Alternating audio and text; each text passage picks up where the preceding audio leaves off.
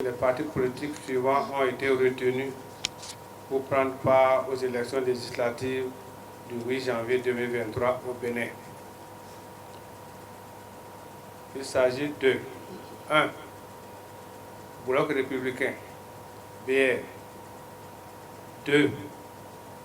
Force Cori pour un Bénin émergent, FCBE. 3. Union progressiste Le Renouveau, UP Le Renouveau. 4. Mouvement des élites engagées pour l'émancipation du Bénin, MOEL Bénin. 5. Mouvement populaire de libération, MPL. 6. Union démocratique pour un Bénin nouveau, UDBN. 7. Enfin, les démocrates, LD. La prochaine activité est le positionnement des partis politiques sur le bulletin unique. La Sénat est à pied d'œuvre pour qu'il ait nécessairement lieu.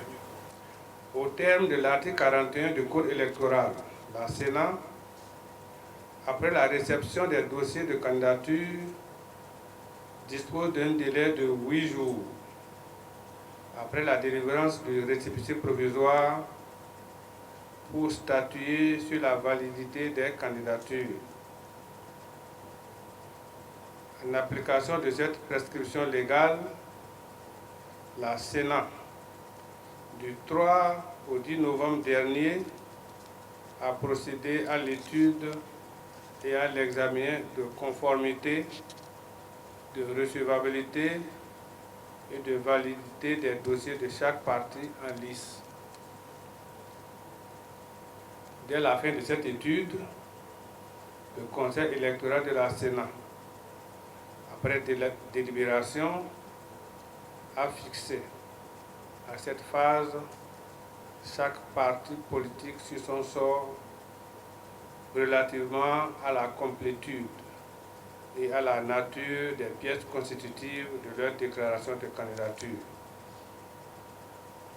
Pour l'essentiel, mis à part le parti La Nouvelle Force Nationale, NFN, qu'elle a déclaré inapte à poursuivre la compétition, et le parti Bloc républicain, auquel elle a, à cette étape, déjà délivré le récépissé définitif, la Sénat a notifié immédiatement aux autres partis politiques des insuffisances constatées dans leur dossier de déclaration de candidature et les a invités à y remédier dans un délai de 72 heures ouvrables à compter de jeudi 10 novembre, c'est-à-dire le mardi 15 novembre 2022 ou plus tard.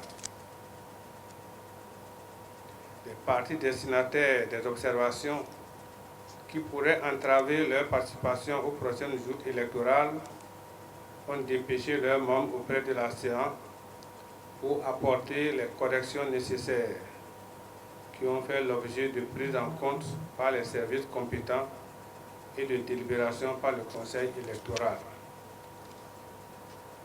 Au fur et à mesure, des récépissés définitifs ont été délivrés aux partis dont les dossiers sont à jour.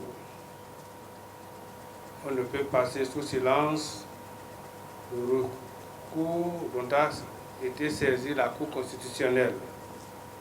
D'abord par le parti Nouvelle Force Nationale, ensuite par le parti Les Démocrates et enfin par 3 requérants du parti Les Démocrates.